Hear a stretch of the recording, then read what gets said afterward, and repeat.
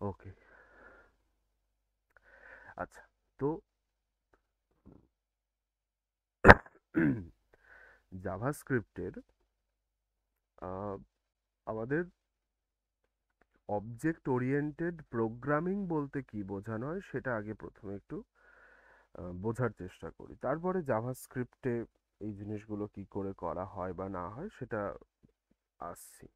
প্রথম কথা হচ্ছে অবজেক্ট ওরিয়েন্টেড প্রোগ্রামিং হলো আহ, বলা যেতে পারে একটা প্যারাডিজম, যেখানে মানে বলা হয় যে ওওপি একটা প্রোগ্রামিং প্যারাডিজম, যেখানে অবজেক্ট এবং তাদের ইন্টারঅ্যাকশন এইগুলো অ্যাপ্লাই করা হয়। এবার অবজেক্ট, জাভাস্ক্রিপ্ট অবজেক্ট তো আমরা অলরেডি তৈরি করে ফেলেছি, এবং সেটা কি করে করা হয় সেটা আমরা জানি।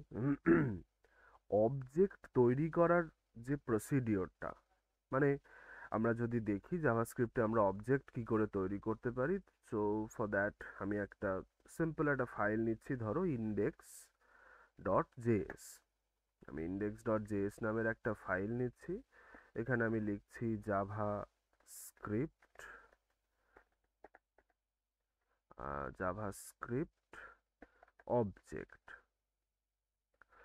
অলরাইট, তো জাভাস্ক্রিপ্ট অবজেক্টের ক্ষেত্রে আমরা এটাকে ডিফাইন করি কিভাবে, যে একটা কার্লি ব্রেসেস দিয়ে সবসময় অবজেক্টকে ডিফাইন করা হয়, এবং অবজেক্টের কিছু প্রপার্টি এবং প্রপার্টির ভ্যালু থাকে। অ্যান্ড অবভিয়াসলি আমাকে একটা অবজেক্টের বলতে পারো যে নাম অ্যাসাইন করতে হবে। তো দ্যাটস ওয়াই আমি পার্সন বলে একটা অবজেক্ট নিলাম, সেই অবজেক্টের কিছু কি এবং তার ভ্যালু থাকছে। তো এইবার অবজেক্ট ওরিয়েন্টেড প্রোগ্রামিং এর যেটা মূল কনসেপ্ট সেটা হচ্ছে যে জাভাস্ক্রিপ্টে ক্লাস বলে একটি জিনিস থাকে। আসছি সেটাতে, মানে যেটা এখন অবধি বিশেষ খুব একটা আমরা আলোচনা করিনি আগে।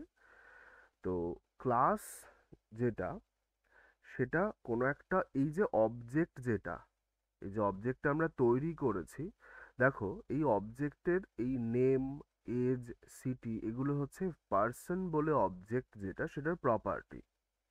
এবং এই অরুণ 25 ব্যাঙ্গালোর, এগুলো হচ্ছে সেই পার্টিকুলার অবজেক্টের যে প্রপার্টি, সেই প্রপার্টিগুলোর ভ্যালু। এবার ক্লাস কি জিনিস, এইটা পুরোটা তো অবজেক্ট, সেটা বুঝলাম। What is class? ক্লাস হচ্ছে এই অবজেক্টটা তৈরি করার সময় অবজেক্টটার কিছু ব্লু প্রিন্ট থাকে। আচ্ছা, স্ক্রিন শো করছে না? আচ্ছা, আমি আরো একবার স্ক্রিন অফ করে অন করছি। দেখো তো এবার দেখা যাচ্ছে? হ্যাঁ স্যার। ওকে। তো তার মানে আমরা সহজ ভাষায় এক কথায় বলতে পারি যে ক্লাস, জাভাস্ক্রিপ্টে ক্লাস, বা জাভাস্ক্রিপ্ট না, সমস্ত ওপির ক্ষেত্রেই ক্লাস অবজেক্টের ব্লুপ্রিন্ট তৈরি করতে গিয়ে প্রয়োজন পড়ে। আহ, মানে অবজেক্টের ব্লুপ্রিন্ট ডিফাইন করতে গিয়ে। এবং এই ক্লাস যেগুলো, সেগুলো কোনো একটা অবজেক্ট, আমরা যখন কোনো একটা অবজেক্ট তৈরি করি সেটা এক্স্যাক্টলি কিভাবে তৈরি করা, আমি তোমাদের অনেক দিন আগে বলেছিলাম যে জাভাস্ক্রিপ্টে অবজেক্টই সব, everything is object in JavaScript. এবার অবজেক্টের থেকেও বেশি ফান্ডামেন্টাল যেটা, সেটা হচ্ছে ক্লাস। যে অবজেক্ট যারা তৈরি করে, মানে অবজেক্ট যেটার দ্বারা তৈরি হয়, দ্যাট ইজ ক্লাস। তো সবার প্রথমে আমাদের এটা তাহলে জানতে হবে যে অবজেক্ট, সরি, ক্লাস কি করে লেখে। ঠিক আছে, ক্লাস কিভাবে লেখা হয় আমরা যদি সেটা দেখি, তাহলে জাভাস্ক্রিপ্টে ক্লাস, যে কোনো ক্লাস লেখা হয় ক্লাস নামের একটি কিওয়ার্ডের সাহায্যে। তো সেটা যদি আমরা ফর এক্সাম্পল ক্লাস, এই যে কিওয়ার্ড, এই দেখো এখানে ভিএস কোড আমাকে সাজেস্ট করছে ক্লাস ডেফিনিশন বলে। আমরা যদি নিচের অপশনটাতে এসে ট্যাব কি প্রেস করি, তাহলে দেখো আমাকে এইটা একটা ওই আমরা এটাকে কি বলি, বয়লার প্লেট কোড যেরকম, সেই কোডটাও আমাকে সাজেস্ট করছে যে ক্লাস, এই যে নেম যেটা, এটা হচ্ছে যে ক্লাসের একটা নাম। মানে যেরকম ফাংশনের নাম হয়, আমরা ভেরিয়েবলের নাম দিতাম, সেরকমই একটা পার্টিকুলার ক্লাসের নাম হচ্ছে এই নেম। আমি এক কাজ করি, এটা আমি পার্সন এরকম একটা ক্লাস আমি এখানে তৈরি করছি। আমি প্রত্যেকটা জিনিস এক্সপ্লেন করছি যে what is that constructor, what is this parameter, যেটা সবকটাই। তো সবার প্রথমে এটা মাথায় রাখতে হবে যে আমরা, দাঁড়াও, আমি মাঝখানে এটা ডিলিট করে দিচ্ছি এখন, রাইট নাও। এটা আমি ডিলিট, সরি, ডিলিট করলাম। অ্যান্ড তাহলে এইটা হচ্ছে বেসিক স্ট্রাকচার যে কোনো ক্লাসের। ফার্স্টে ক্লাস কিওয়ার্ড দিয়ে শুরু হবে, তারপরে ক্লাসের নাম, এবং ক্লাসের যে বডিতে সমস্ত কিছু যেটা লেখা থাকবে সেটা হচ্ছে এই কার্লি ব্র্যাকেটের মধ্যে। এবার এই কার্লি ব্রেসেস যেটা, সেটার মধ্যে আহ, কিছু প্রপার্টিজ এবং কিছু মেথডস থাকে। এইবার কথা হচ্ছে যে এর ভিতরে আমরা দুটো জিনিস লিখছি, সি কনস্ট্রাক্টর, তারপর একটা ব্র্যাকেট মানে প্যারেনথিসিস ওপেন ক্লোজ করছি, তারপর একটা কার্লি ব্রেসেস, সিম্পল প্যারেনথিসিস এবং কার্লি ব্রেসেস ওপেন ক্লোজ করলাম।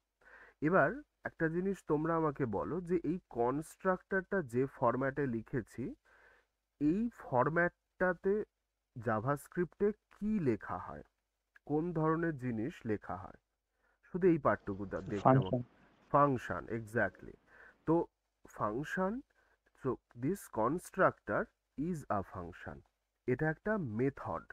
এবং নামটা যেটা দেওয়া হয়েছে কনস্ট্রাক্টর, মানে যেটার দ্বারা কোনো একটা কিছু তৈরি করা হচ্ছে। এক্স্যাক্টলি কনস্ট্রাক্টর মেথডের কাজও তাই, যে ও এই ক্লাসটা তৈরি করে। এবার তুমি এই যে পার্সন নামের একটা ক্লাস এখানে ডিফাইন করছো, সেটার ভ্যারাইটিস টাইপের প্যারামিটারস থাকতে পারে।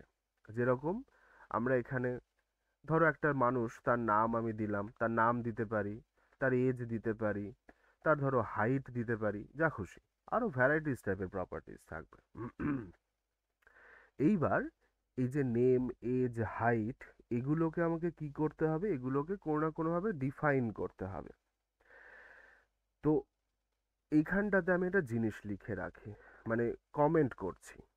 কমেন্ট যেটা, সেটা হচ্ছে the constructor method, the constructor method is a special method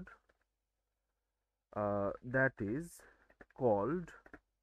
called, when a new object, is created from a class, মানে কনস্ট্রাক্টর মেথড হচ্ছে একটা স্পেশাল মেথড। যখন কোনো একটা নতুন অবজেক্ট তৈরি করা হয় কোনো একটা ক্লাসের থেকে, তখনই এই কনস্ট্রাক্টর মেথডকে কল করা হয়। আমরা এই পার্সন নামের একটি ক্লাস তৈরি করছি, যে ক্লাসের সাহায্যে আমরা জাভাস্ক্রিপ্টে একটা অবজেক্ট তৈরি করব। অ্যান্ড সেই সময় আমাদের দরকার পড়বে এই কনস্ট্রাক্টর মেথডটার। তো এখানে কি হচ্ছে দেখো, কনস্ট্রাক্টর মেথড তিনটে প্যারামিটার নিচ্ছে, নেম একটি প্যারামিটার, এজ একটি প্যারামিটার, হাইট একটি প্যারামিটার। এবং সেই তিনটে প্যারামিটার নিয়ে ও কি করছে, ও ওই অবজেক্ট যেটা সেটার প্রপার্টিকে অ্যাসাইন করবে, এখনো করেনি, করবে অ্যাসাইন। এবং সেটা কিভাবে করে দেখো, এটা লেখার নিয়ম হচ্ছে এরকম, this dot name is equal to name, this dot age equal to age, this dot height equal to height। এখানে এই যে this বলে যে কিওয়ার্ড, সেটা ব্যবহার করা হয়। this দিয়ে কি বোঝানো হয়, this দিয়ে যেটা বোঝানো হয় সেটা হচ্ছে এই পার্টিকুলার যে ক্লাসটাকে বোঝানো হচ্ছে, যে এই ক্লাস মানে পার্সন নামের যে ক্লাস, সেটার অবজেক্ট, সরি, সেটার যে নাম, সেটা তুমি অ্যাসাইন করো নেম হিসেবে। This dot age is age, this dot height is height. এবার এই যে নেম, এজ, হাইট, এগুলোর সাহায্যে কি হবে, আমরা একটা অবজেক্ট তৈরি করতে পারবো। এবং সেটা কিভাবে, সেটা যদি আমরা দেখি, সেটা দেখো এরকম ভাবে। আহ, সেটা আমরা এইভাবে লিখতে পারি, const person1 is equal to new person, somehow Alice 25 160। এইটা যেটা, সেটা আমাকে দিল একটা অবজেক্ট। এবার তুমি যদি এটাকে কনসোলে আউটপুট করো, তাহলে কি দেবে? আমরা একবার টার্মিনালে এটা একবার আউটপুটটা দেখি, কি আসে আউটপুটটা। তো আমি একটু জুম আউট করলাম, জুম আউট করছি, নোড ইন্ডেক্স ডট জেএস সি। হ্যাঁ, পার্সনটা এখানে এসেছে, দ্যাট ইজ ট্রু। কিন্তু এই যে ফরম্যাটটা, এই ফরম্যাটটা একটা অবজেক্ট, এটা একটা অবজেক্ট এসেছে। এবং এই যে অবজেক্টটা যেটা এসেছে আমাদের, এবং সেই অবজেক্টের নাম কি? অবজেক্টের নাম হচ্ছে পার্সন। অবজেক্টের নাম হচ্ছে পার্সন, যে পার্সনের নেম হলো অ্যালিস, এজ হচ্ছে 25, হাইট হচ্ছে 160। এবার এই যে নেম, এজ, হাইট, এই জিনিসটা আসছে কোত্থেকে? এই জিনিসটা আসছে এই পার্সন নামের যে ক্লাসটা প্রথমে তৈরি করা হয়েছিল সেটা থেকে। So this is the scenario. তুমি শুধুমাত্র তাই নয়, তুমি যদি মনে করো যে এই পার্সন নামের যে ক্লাসটা আমরা এখানে তৈরি করলাম, সেই ক্লাসটার মধ্যে তুমি শুধুমাত্র যে কোনো প্রপার্টি সেটা ডিক্লেয়ার করতে পারো তাই নয়, তুমি ওর মধ্যে কোনো মেথডও ডিক্লেয়ার করতে পারো। কিরকম? তুমি ধরো এখানে একটা এরকম মেথড ডিক্লেয়ার করলে, গ্রিট, তুমি একটা গ্রিটিং করতে চাইছো। গ্রিট করলে এখানে তুমি লিখলে যে return, return hello, my name is this dot name, and I am this dot year, acha, oh sorry, and I am this years old, and I am this centimeter tall. So এবার যদি তুমি এখান থেকে আউটপুটটা দেখো, sorry, আচ্ছা, এক second, এখান থেকে গ্রিডটা কল করা হচ্ছে, অ্যান্ড ওকে, আচ্ছা, মেথডটাকে আমাকে ওখানে ডিক্লেয়ার করতে হবে, আসছি সেটাতে। তো যাই হোক, সেগুলো মানে এক্সাম্পলটা একটা আসছি, এটা নিয়ে খুব একটা সমস্যা নেই। তো এই হচ্ছে কেস, যে আমরা ক্লাস তৈরি করি অবজেক্টকে তৈরি, মানে ক্লাস লেখা হয় অবজেক্টকে তৈরি করার জন্য। এবার জাভাস্ক্রিপ্ট যে ক্লাসগুলো, সেগুলো দুটো খুব ইম্পর্টেন্ট প্রপার্টি, একটা হচ্ছে ইনহেরিটেন্স আর একটা হলো পলিমরফিজম। বলছি এগুলো কি। ওওপির মানে অবজেক্ট ওরিয়েন্টেড প্রোগ্রামিং এর দুটো ফান্ডামেন্টাল কনসেপ্ট হচ্ছে ইনহেরিটেন্স এবং পলিমরফিজম। মোস্ট প্রবলি পলিমরফিজমের কথা একটু আগে কৌস্তব তুমি বলছিলে। এবার সেটা একটু অ্যাডভান্স, আমি চেষ্টা করছি সেটা যতটা সম্ভব তোমাদেরকে বোঝানোর, যে ওপি মানে অবজেক্ট ওরিয়েন্টেড প্রোগ্রামিং, এগুলো অ্যাডভান্সড কনসেপ্ট জাভাস্ক্রিপ্টের। এটা আগে প্রথমে বলে রাখি যে ওপি ইনিশিয়ালি তোমাদের ইন্টারভিউয়ের সময় কিন্তু ওপি রিলেটেড প্রশ্ন ইন জেনারেল জিজ্ঞাসা করে না, খুব হাইফাই কোম্পানি না হলে। এইবার তাহলে এই অবধি কি একটু ব্যাপারটা মোটামুটি মাথায় ঢুকছে, যে অবজেক্ট ওরিয়েন্টেড প্রোগ্রামিং ব্যাপারটা কি, ক্লাস জিনিসটা কি? মানে তুমি এরকম ভাবে ভাবতে পারো যে, দেখবে কোনো বাড়ি তৈরির আগে, বা তুমি যে কোনো কিছু, যে কোনো বড় বিল্ডিং বা যাই বলো, সেটা তৈরির আগে একটা ব্লু প্রিন্ট বানানো হয়। ক্লাস হচ্ছে একটা ব্লু প্রিন্টের মতন, আর ফাইনাল যে আউটপুট সেটা হচ্ছে অবজেক্ট। যে তুমি একটা এই যে ক্লাস কিওয়ার্ড, সেই ক্লাস কিওয়ার্ড ব্যবহার করে তুমি একটা এরকম ব্লুপ্রিন্ট তৈরি করলে। এবার তারপরে তুমি সেই ব্লুপ্রিন্টের সাহায্যে তুমি একাধিক অবজেক্ট তৈরি করতে পারো। মানে অনেক সময় লোকজন যেটা বলেন যে অবজেক্ট হচ্ছে an instance of a class, মানে একটা ক্লাসের একটা ইনস্ট্যান্স।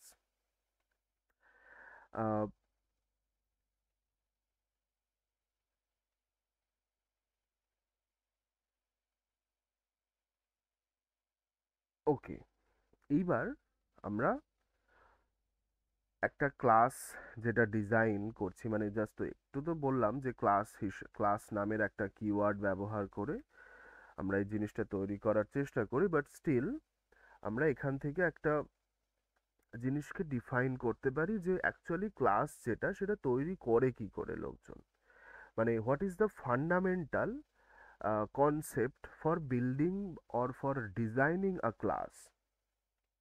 এবং সব থেকে অকওয়ার্ড ব্যাপার হচ্ছে যে এই প্রশ্নটার খুব একটা ডেফিনিটিভ অ্যান্সার নেই, মানে কোনো পারফেক্ট অ্যান্সার হয় না যে ক্লাস ডিজাইন করে কি করে, ক্লাস ডিজাইন করে কি করে, এটার কোনো পারফেক্ট অ্যান্সার হয় না। তো আমরা এটুকু বলতে পারি যে অবজেক্ট ওরিয়েন্টেড প্রোগ্রামিং এর জন্য আমরা মূলত চারটে প্রিন্সিপাল অ্যাপ্লাই সব সময় করতে পারি। মূলত চারটে প্রিন্সিপাল আমরা অলওয়েজ অ্যাপ্লাই করতে পারি। আমি সেটা তোমাদের গ্রুপে লিখছি, আর বললে মনে থাকবে না, পরে ভুলে যাবে আবার। আচ্ছা, তো আমি সেটা লিখি। 4 মেন প্রিন্সিপালস ইন ওপি।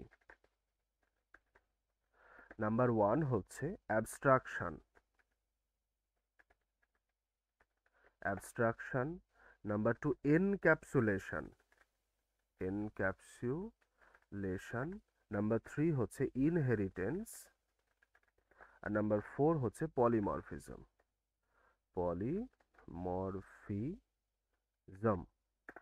এটা হচ্ছে ওপির চারটে main principal. Now the thing is, এই চারটে জিনিস কি কি? বেশ, সবার প্রথমে আমরা এটা বোঝার চেষ্টা করি যে অ্যাবস্ট্রাকশন বলতে কি বোঝায়। অ্যাবস্ট্রাকশন জিনিসটা এরকম যে আহ, ধরো তুমি ইউজারের থেকে মানে কোন একটা ইউজার, মানে আমি যেরকম ধরো ইউজার, সেই ইউজারের কাছে তুমি এরকম কিছু ইনফরমেশন তুমি হাইড করে রাখছো যেগুলো খুব একটা ম্যাটার করে না। বরং তুমি সেই সমস্ত ইনফরমেশনগুলো দেখাতে চাইবে কোন একজন ইউজারকে, যেটা ভীষণ সার্টেন, ভীষণ এসেনশিয়াল ফিচার্স যেগুলো, আহ, সেই ইনফরমেশনগুলো আমরা কখনো দেখাতে চাই না, তাই না? মানে হিসাব মতন যে তুমি একটা ধরো একটা ফোনের কথা চিন্তা করো, যেটা হিসাব মতন বলতে পারো যে এবার একটা তুমি যে কোনো মোবাইল ফোন নিলে, সেই মোবাইল ফোনের সমস্ত ইনফরমেশন, মানে ইন জেনারেল যে সমস্ত ইনফরমেশনগুলো আমরা কোনো একটি পার্টিকুলার সেলফোনের ক্ষেত্রে ব্যবহার করতে পারি, আহ, সেগুলো কিন্তু সব দেখানোর দরকার পড়ে না। মানে একটা ফোন কেনার পরে সেই ফোনটার ব্যাটারির ভোল্টেজ কত, সেটাকে তুমি কখনো জাস্টিফাই করতে যাও? দরকার পড়ে না। তুমি দেখবে যে সেই পার্টিকুলার যে ভোল্টেজের কত ভোল্টেজ দেয়, তারপরে টেম্পারেচার, মানে হাইয়েস্ট টেম্পারেচার কত দূর অবধি সেই পার্টিকুলার ডিভাইসটা সহ্য করতে পারবে, মানে ক্রিটিক্যাল টেম্পারেচার যেটা, এগুলো কিন্তু করে শো করে না। এবং এগুলো লেখাও থাকে ফোনের মানে ব্যাক যে সাইডটা, সেখানে খুব ছোট্ট ছোট্ট করে লেখা থাকে, কারণ এগুলো ইরেলিভেন্ট, মানে ইউজার, অ্যাকচুয়ালি ইরেলিভেন্ট শব্দটা ব্যবহার করা ঠিক নয়, কিন্তু ইউজারের কাছে এই ইনফরমেশনগুলো খুব একটা ম্যাটার করে না। দিস কনসেপ্ট, এই যে কনসেপ্টটা যে তুমি একটা ইউজারকে সেই ইনফরমেশনগুলোই দেখাতে চাইছো, যে ইনফরমেশনগুলো সেই ইউজারের কাছে বেশি ম্যাটার করে, this is called abstraction principal. এইটা অ্যাবস্ট্রাকশন প্রিন্সিপাল বলা হয়। কোনগুলো বেশি ম্যাটার করে ইউজারের কাছে? ভলিউম বাটন, মোবাইলের ভলিউম বাটন, তারপরে ক্যামেরা, তারপরে ধরো চার্জিং পোর্ট, এই যে মানে স্ট্রাকচারগুলো, এগুলো বেশি ম্যাটার করে। অর্ধেক লোক মানে জানেই না যে ফোনের প্রচুর ফাংশনালিটি থাকে, সেগুলো আমরা অর্ধেক মানুষ জানি না। ফিজিক্যাল ফাংশনালিটি, ইন্টারনাল ফাংশনালিটি তো ছেড়েই দিলাম। তো যাই হোক, অ্যাবস্ট্রাকশন হচ্ছে এইটা, যে অবজেক্ট ওরিয়েন্টেড প্রোগ্রামিংয়ে অ্যাবস্ট্রাকশন মানে হলো যে ইউজারের কাছে যে সমস্ত জিনিসগুলো ম্যাটার করে না, সেই সমস্ত জিনিসগুলো দেখিও না। সিম্পল ব্যাপার, এটা অ্যাবস্ট্রাকশন প্রিন্সিপাল। নেক্সট যেটা আমরা ওখানে লিখেছিলাম কি, encapsulation. What is encapsulation? Encapsulation মানে কি, নামটা শুনেই কিছুটা তোমরা আন্দাজ করতে পারছো যে এনক্যাপসুলেট করা মানে হলো যে একটা ক্লাসের মধ্যে, ক্লাসের যে বডিটা মানে কনস্ট্রাক্টর আমরা মেথড ব্যবহার করছিলাম, তো একটা ক্লাসের মধ্যে কোনো একটি ক্লাসের বিভিন্ন প্রপার্টিজ, মেথডস, এগুলোকে প্রাইভেট রাখা, যাতে করে ক্লাসের আউটসাইড থেকে সেই পার্টিকুলার যে মেথড এবং প্রপার্টিগুলোকে অ্যাক্সেস না করা যায়। অটোমেটিক মানে সরাসরি অ্যাক্সেস করা যাবে না, কিছু মেথড আমাদের ফলো করতে হয়, কিছু মেথড আমাদের ফলো করতে হয়, তবেই সেটা অ্যাক্সেস করা যাবে। তো এনক্যাপসুলেশন মানে হলো যে কোনো একটি ক্লাস এমনভাবে তৈরি করতে হবে যে মানে মেথডে বা যে পদ্ধতিতে ওই পার্টিকুলার ক্লাসের যে প্রপার্টিজ এবং মেথডস যেগুলো, সেগুলো যেন প্রাইভেট থাকে। থার্ড অপশন যেটা আমরা লিখেছিলাম সেটা কি, ইনহেরিটেন্স। ইনহেরিটেন্স মানে কি? ইনহেরিটেন্স মানে যে ধরো তুমি এই যে একটা তুমি এখানে, ধরো আমি এই পার্টটা যদি এখন এখানে না, এক সেকেন্ড, এই পার্টটা যদি এখানে না রাখি, ঠিক আছে, এই পার্টটা যদি না রাখি, তাহলে এইটা একটা পার্সন নামের একটা ক্লাস তৈরি হয়েছে, যেটাকে আমরা বলবো পেরেন্ট ক্লাস। এবার এই পার্টিকুলার যে ক্লাসটা বাই ডিফল্ট অবজেক্ট ওরিয়েন্টেড প্রোগ্রামিংয়ে ইনহেরিটেন্স এনেবল করা থাকে। এটার মানে কি?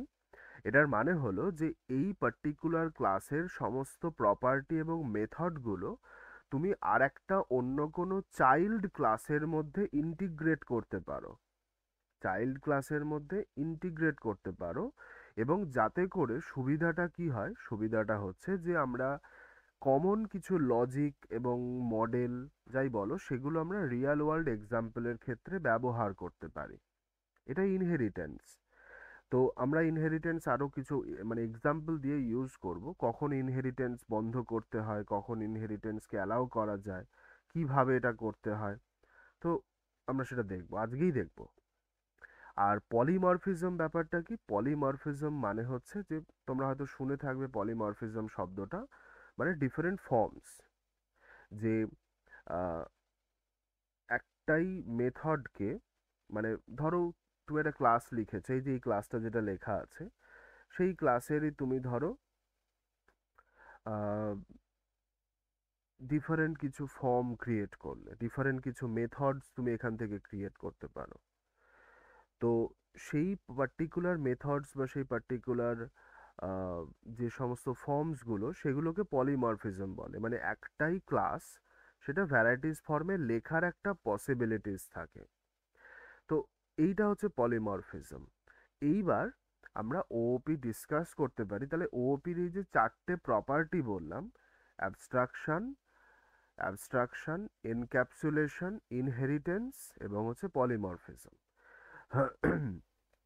তো এই চারটে যে প্রপার্টি বলতে পারো, এরা সবসময় যে কোনো অবজেক্ট ওরিয়েন্টেড প্রোগ্রামিং এর ক্ষেত্রে এই চারটে জিনিস থাকে। এবার জাভাস্ক্রিপ্টে, আমরা জাভাস্ক্রিপ্টে যখন অবজেক্ট ওরিয়েন্টেড প্রোগ্রামিং ডিসকাস করি, সেটা একটু অন্য রকমের হয়।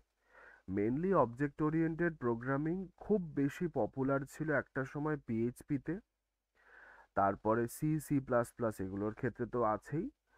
আর জাভাস্ক্রিপ্টে অবজেক্ট ওরিয়েন্টেড প্রোগ্রামিং যেটা, সেটা আমরা আহ, বলতে পারো একটু অন্যভাবে করা হয়। প্রোটোটাইপ মানে কি? সবার আগে এটা একটু আমরা বোঝার চেষ্টা করি যে হোয়াট ইজ প্রোটোটাইপ। প্রোটোটাইপ মানে হচ্ছে যে কোনো একটি অবজেক্টের, ধরো, সমস্ত মেথডস বা সমস্ত যা যা রয়েছে, মানে প্রপার্টিজ থেকে শুরু করে সব কিছু, সেই অবজেক্ট বা সেই প্রপার্টিজ বা সেই মেথডসগুলো যখন অন্য সমস্ত অবজেক্টের সাথে লিঙ্ক করা থাকবে তখন সেটাকে প্রোটোটাইপস বলা হয়। মানে অনেকগুলো প্রোটোটাইপস, প্রোটোটাইপস হচ্ছে কাইন্ড অফ ওই জেরক্স কপি টাইপের বলা যেতে পারে।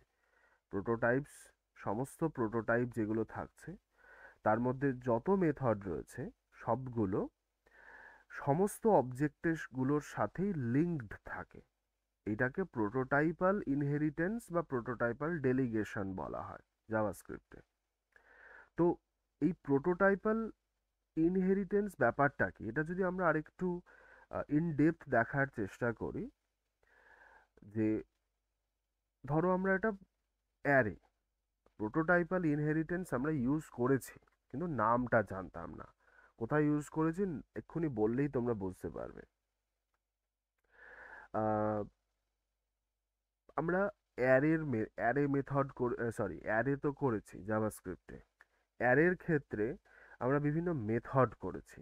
মনে করে দেখো, আমরা পুশ মেথড করেছি, আমরা পপ মেথড করেছি, তারপরে ব্যাক এন্ড থেকে ডেটা এনে, ডেটাবেস থেকে ডেটা এনে সেটা কোনো একটি ফ্রন্ট এন্ডে, ধরো কোনো একটা কার্ড বানালে বা কিছু একটা বানালে সেইটার সাথে সেইটার মধ্যে ডেটাটাকে ফিড করানোর জন্য তুমি ম্যাপ মেথড ব্যবহার করতে, মানে সেগুলো তো আলটিমেট অ্যারে।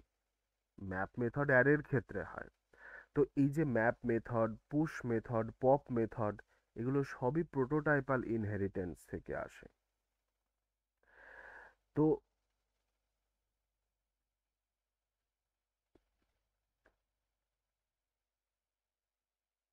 তোমাদের নিশ্চয়ই মনে আছে যে এই প্রোটোটাইপ, যখন আমরা, মানে প্রোটোটাইপ যে জিনিসটা, সেটা আমরা এর আগেও দেখেছি আমাদের ইয়েতে।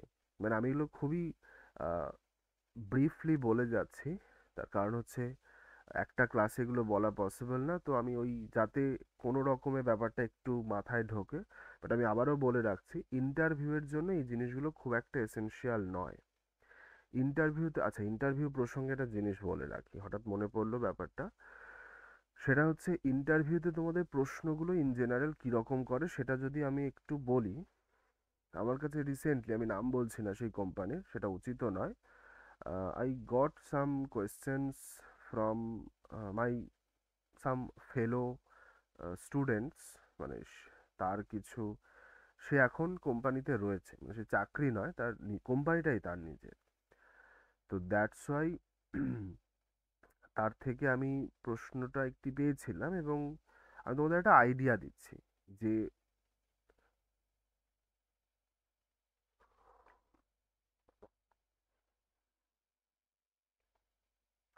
কিরকম ইন জেনারেল প্রশ্নগুলো হওয়ার একটা পসিবিলিটি থাকতে পারে। আমি তোমাদের প্রশ্নটাও শেয়ার করতে পারবো না, আনফর্চুনেটলি। তো এই যে কোম্পানিটা, সেটি একটি ওয়ার্ক ফ্রম হোম অফারে দিয়েছিল। তো প্যাকেজ খুব হাইফাই কিছু নয়, 5 LPA টাইপের, 3.5 to 5 LPA। তো তার মানে হিসাব মতন ওই ধরো মাসে 40,000 অ্যারাউন্ড, 4 × 12 = 48 হয়, অথবা 4 × 12 = 48, আর ওদিকে 3.5 লাখ হলে মাসে কত, আহ, ওই 25-27-এর কাছাকাছি। তো যাই হোক, ইন্টারভিউটার দুটো প্রসেস চলছে এখন। এখন বোধহয় চলছে না, না না, বন্ধ হয়ে গেছে, সরি। এটা লাস্ট আগের মাসে বন্ধ হয়ে গেছে। তো ইন্টারভিউটার দুটো প্রসেস ছিল। একটা হচ্ছে একটা টাস্ক ওরা দিয়েছিল, সেই টাস্কটার জন্য 50% মার্কস, আর একটা টেকনিক্যাল কল ইন্টারভিউ হয় সেটার জন্য 50% মার্কস। এবার এই টাস্ক যেটা, সেটা কি দিয়েছিল, টাস্কটা দিয়েছিল হচ্ছে ওরা একটা ডিজাইন ওরা প্রোভাইড করেছিল। ওরা একটা সিম্পল ডিজাইন, খুব হাইফাই কোনো ডিজাইন নয়, সেই ডিজাইনটা ওরা প্রোভাইড করেছিল। এবং আমি সেই ডিজাইনটা তোমাদের দিতে পারি, আহ, যেটা তোমরা you can practise for your own good. তো ডিজাইনটা ওরা যেটা দিয়েছিল সেইটার ওদের কোড লিখে দেখাতে হবে, এবং সেই কোডটা একদম বেসিক, না তো রিয়্যাক্টের কোড, না তো ব্যাক এন্ডের কোনো কিছু, নাথিং। এইচটিএমএল, সিএসএস এবং জাভাস্ক্রিপ্ট, এবং তিনটেই মিনিমাল লেভেলের। মানে তুমি সিএসএস এর মধ্যে তুমি টেলউইন্ড ইউজ করতে পারবে না, তারপরে জাভাস্ক্রিপ্টের ক্ষেত্রে তুমি কোনো লাইব্রেরি ব্যবহার করতে পারবে না, এইচটিএমএল এর ক্ষেত্রে সেমান্টিক এইচটিএমএল লিখতে হবে, যেখানে মানে যেখানে লেখা যায় সেখানে লিখতে হবে। আচ্ছা, এবং আরো একটি জিনিস ওরা এখানে লিখেছিল আমি দেখছি, সেটা হচ্ছে কোড ক্লিননেস অ্যান্ড স্ট্রাকচারিং। একটা ইন্ডাস্ট্রি স্ট্যান্ডার্ড থাকে কোড লেখার, সেইভাবে আমাদেরকে লিখতে হয়। এবং এটার পরে মানে এটা ফার্স্ট রাউন্ড একটা ইন্টারভিউ হয়েছিল, এবং তারপরে এটার পরে একটা ওই টেকনিক্যাল ইন্টারভিউ হয়। এবং টেকনিক্যাল ইন্টারভিউ তো এটা ফুল স্ট্যাকের ক্ষেত্রে, টেকনিক্যাল ইন্টারভিউ যেটা সেটার ক্ষেত্রেও বলতে পারো আহ, খুব হাইফাই কিছু প্রশ্ন নয়। একটা জিনিস খেয়াল রেখো তোমরা, যারা এই কোম্পানিগুলোতে এই সময় প্রচুর হায়ারিং আসে, প্রচুর। এবং আমি একটা জিনিস তোমাদেরকে খুব একদম ফ্রেন্ডলি সাজেশন দিচ্ছি, বিদ্যাস্তুতে সবসময় হয়তো সমস্ত যে টেকনিক্যাল ইন্টারভিউ মানে ইন্টারভিউ কল যেটা, সেটা সবসময় হয়তো মিস করে যায় কখনো কখনো। এটা হয়, এটা সমস্ত এডুকেশনাল ইনস্টিটিউটে হয়। কেউ বলে না যে আমি যত ইন্টারভিউ আছে সমস্ত ইন্টারভিউ আমি তোমাদের দেবো, এরকম হয় না। তো অবভিয়াসলি বিজদাস তোমাদের হেল্প করবে, কিন্তু তার পাশাপাশি আমি বলবো যে তোমরা একটু নিজেরা বিভিন্ন জায়গাতে জাস্ট তোমাদের নিজেদের সিভি গুলো আপলোড করে রেখো, ফ্রেশার্স হোক যাই হোক। এবং ইয়ে ইন্টারভিউ কল পেলে সেখানে অবশ্যই যেতে হবে, সে যেখানেই হোক। ওয়ার্ক ফ্রম হোম যদি চুজ করো সেটা ডিফারেন্ট, কিন্তু ওয়ার্ক ফ্রম হোম না হলে সেখানে কিন্তু যেতেই হবে। কারণ at the end off day সমস্ত কোম্পানি যে তোমাকে ওয়ার্ক ফ্রম হোম অ্যালাউ করবে এটা নয়। তুমি যেখানেই থাকো না কেন ইন্ডিয়ার, সেটা তুমি ব্যাঙ্গালোর থাকো কি হয়তো সাউথ ইন্ডিয়ার দিকে থাকো, বা হয়তো ওয়েস্ট বেঙ্গলে থাকো, যেখানেই হোক, এটা ডিপেন্ড করবে যে তুমি কিভাবে চাকরি করতে চাইছো। সেকেন্ড আর এক, এটা তো মাস্ট, এবং এটার জন্য বেশ কিছু প্ল্যাটফর্মস রয়েছে, নকরি, ইনডিড, লিঙ্কডইন, এগুলো তো আছেই। সেকেন্ড আর একটা অপশান আছে, সেটা হচ্ছে সবাই এটা চেষ্টা করো, সেটা হচ্ছে এখন থেকেই যে সমস্ত ফ্রিল্যান্সিং প্ল্যাটফর্ম যেগুলো, সেগুলোতে অ্যাকাউন্ট ক্রিয়েট করে রেখো।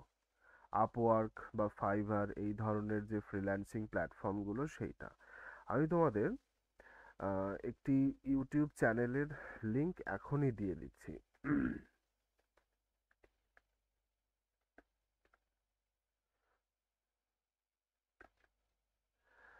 এই যে ভদ্রলোক সাদ্দাম কাসিম বলে, এই ভদ্রলোকের যে ইউটিউব চ্যানেল একটি আছে, আমি তোমাদের লিংকটা গ্রুপে শেয়ার করছি, হ্যাঁ। এই ভদ্রলোক দুর্ধর্ষ পড়ান, এবং ওয়ার্ড প্রেসের অংশটা উনি পড়ান। শুধু তাই নয়, উনি যেটা করেন সেটা হচ্ছে যে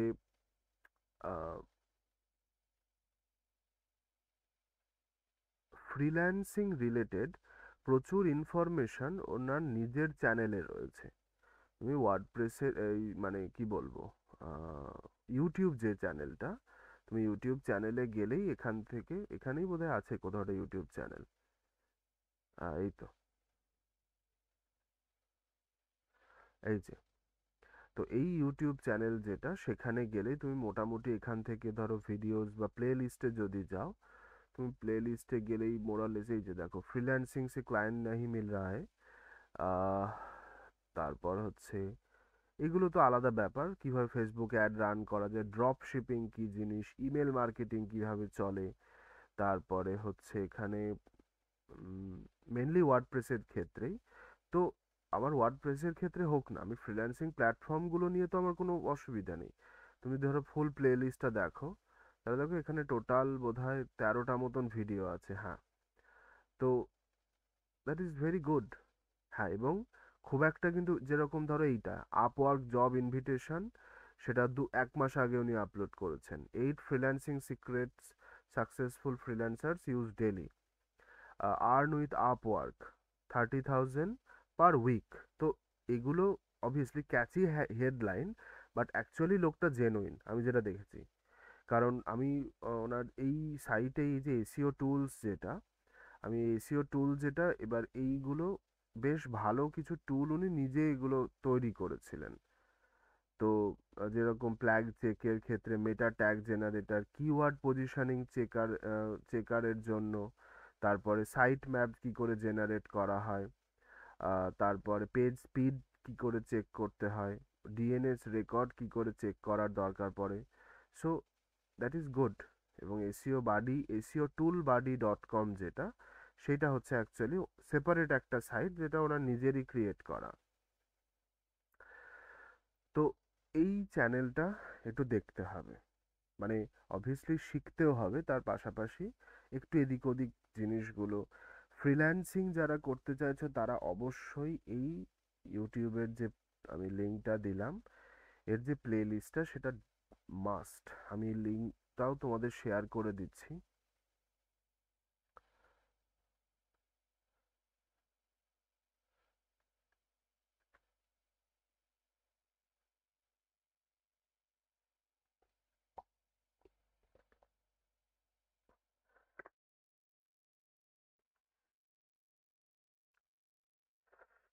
আচ্ছা, এই একটা চ্যানেল।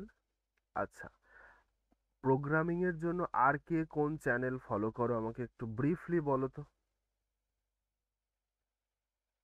মানে অ্যাপার্ট ফ্রম মাই ভিডিওস আর কে কোন চ্যানেল বা কোন কিছু ফলো করো, শাশ্বত বলো। স্যার ব্রো কোড বলে একটা আছে, ওটা ফলো ব্রোকোড করি। দুর্দান্ত একটা চ্যানেল, দুর্ধর্ষ চ্যানেল। আর আর কোড উইথ হ্যারি একটা আছে। আচ্ছা, code with Harry, bro code. প্রস্তাব বলো। স্যার আমি ওই স্যার হিতেশ চৌধুরীর চ্যানেলটা ফলো করি আচ্ছা, স্যার। চাই উইথ কোড। হ্যাঁ স্যার, ওই জাভেদ কোডটা হিন্দি আর হিতেশ চৌধুরী মানে দুটোই দেখি স্যার। দুটোই, যেটাও ইংলিশ একটা চ্যানেল রয়েছে। হ্যাঁ স্যার। আচ্ছা, সুমিত। কোড উইথ হ্যারি আর আরেকজন আছে শ্রদ্ধা খাপড়া বলে একজন, ওনার চ্যানেলটা ফলো আচ্ছা করি। আচ্ছা, শ্রদ্ধা থাপার, বুঝতে পেরেছি। আহ, নেপালি বা আর একজন ভদ্রলোক আছেন, তিনিও বেশ ভালো পড়ান। আর বাকিরা?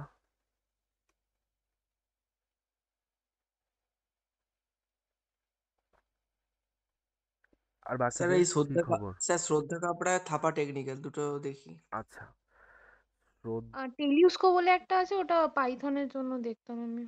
আচ্ছা, আর এই শ্রদ্ধা থাপাটা মনে পড়ছে না আমার, দেখি কোনটা। আর তো থাপা টেকনিক্যাল রয়েছে, SHRA। শ্রদ্ধা খাপড়া স্যার। খাপড়া, রাইট। হ্যাঁ কে এস কে স্যার কে খাপড়া। SHRA। আচ্ছা ঠিক আছে, আমি পরে দেখছি, নামটা মনে থাকবে। আর বাকিরা বলো।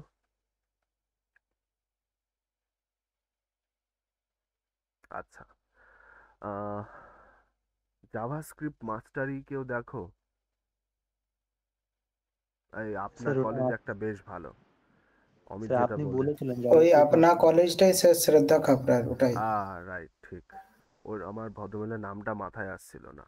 শ্রদ্ধা নামটা মনে আসছিল, ওর খাপড়াটা আমার খেয়াল ছিল না। যে আপনার কলেজটা আমার মনে আছে, হেভি পড়ায় ভদ্রমহিলা।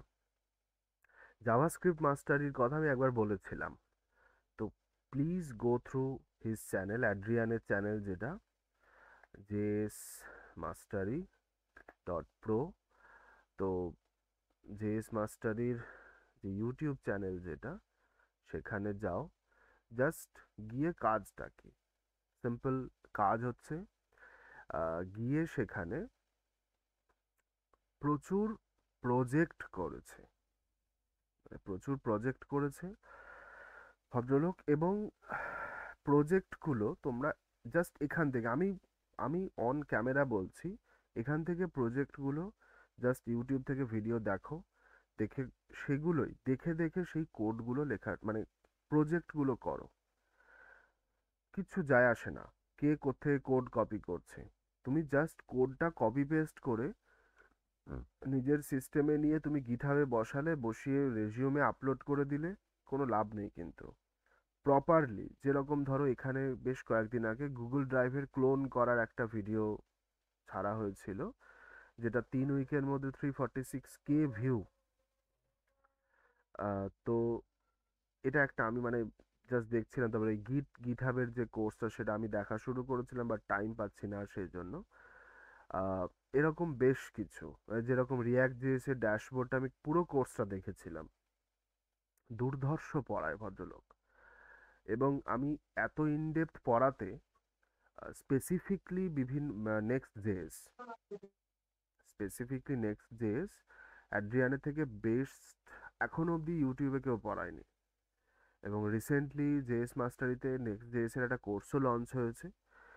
তো if you try, it will worth ইট।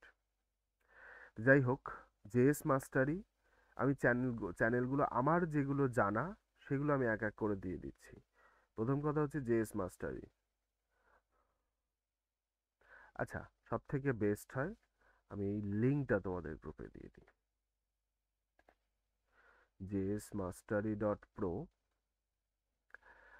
লিঙ্কডইনের একটা অংশ আছে, যে লিঙ্কডইনের অংশটা, লিঙ্কডইন ঠিক আছে, লিঙ্কডইন পরে আসছি। আহ, আর কে কোথা থেকে পড়ো অ্যাপার্ট ফ্রম ইউটিউব?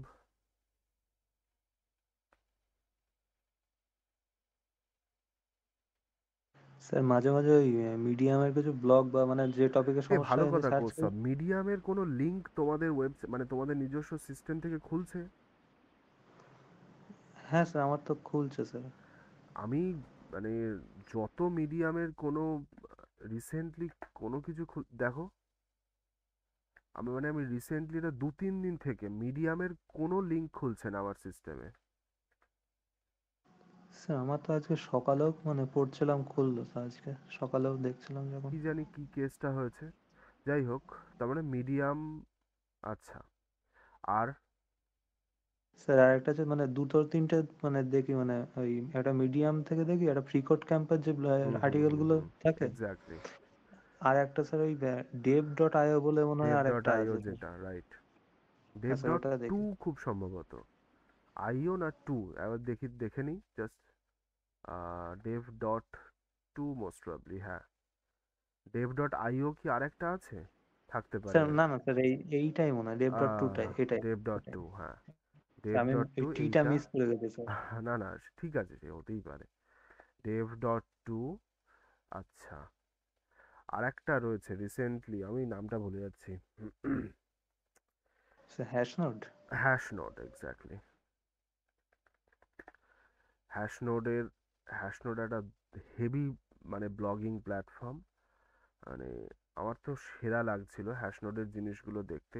আমি এগুলো তোমাদের সব গ্রুপে দিচ্ছি, কারণ হচ্ছে যাতে তোমরা এক জায়গাতে কেউ একজন মনে করলে এখান থেকে কালেক্ট করে নিতে পারো, অথবা গ্রুপে তো থাকছেই সব সময়, চাপ নেই। স্যার হ্যাশ নোডের ওই নতুন যে একটা প্রোডাক্ট হয়েছে ডকুমেন্টেশনের জন্য, ওটা বেশ সুন্দর দেখছিলাম। হেভি করেছে ওটা। হ্যাঁ ও, স্যার, ওটা ভালো ভালো করেছে। কথা। নেটলিফাই, অনেক সময় আমাদের একটা কনফিউশন হয় যে ফ্রন্ট এন্ড, আচ্ছা তোমাদের ফ্রন্ট এন্ড, যে কোনো ফ্রন্ট এন্ড আমি হোস্ট করে দেখিয়েছি, মানে কোনো ফ্রন্ট এন্ডের প্রজেক্ট, মানে যে ধরো রিয়াক্টের কাজ হচ্ছে, সেই রিয়াক্টের প্রজেক্ট কি হোস্ট করে দেখিয়েছি কোথাও? মোস্ট প্রবলি দেখায়নি। না স্যার, মনে হয় না। আচ্ছা, বেশ, ঠিক আছে, আমি এটা একটু দেখিয়ে দিচ্ছি। দাঁড়াও, এইটা একটু আমি পজ রাখি, ক্লাস 15টা আমি একবার ওপেন করি।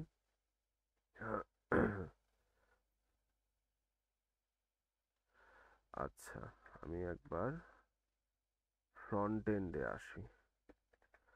ফ্রন্ট এন্ড, গিট গিট গিট git ignore is there. আচ্ছা, তো তোমাদের নিশ্চয়ই মনে আছে যে কিভাবে গিটের সাথে আমরা কাজকর্ম শুরু করি। ফ্রন্ট এন্ডে ফার্স্টে গিট ইনিশিয়েট করলাম, তারপরে আমি গিট অ্যাড করছি সমস্ত লোকাল রিপোজিটরি যেগুলো, সরি লোকাল চেঞ্জেস যেগুলো। তো আমি তারপরে একটা কমিট করছি, ইনিশিয়াল কমিট বলে। ওকে, এইবার আমাকে একটা রিপোজিটরি ক্রিয়েট করতে হবে। তো আমি গিটহাবে একটা নতুন রিপোজিটরি বানিয়ে নিই,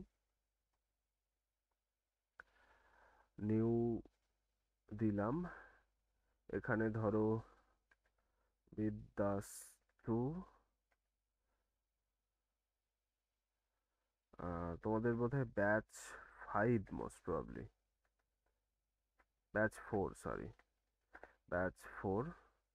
আমি এটা আপাতত প্রাইভেট রাখছি, পাবলিক করছি না। প্রাইভেট রিপোজিটরি একটা বানিয়ে নিলাম, যেহেতু আমি অলরেডি একটা রিপো বানিয়ে মানে রিপো একটা তৈরি করে ফেললাম।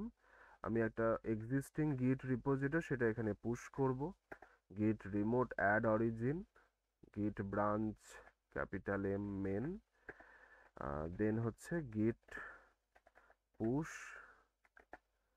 Dash u origin.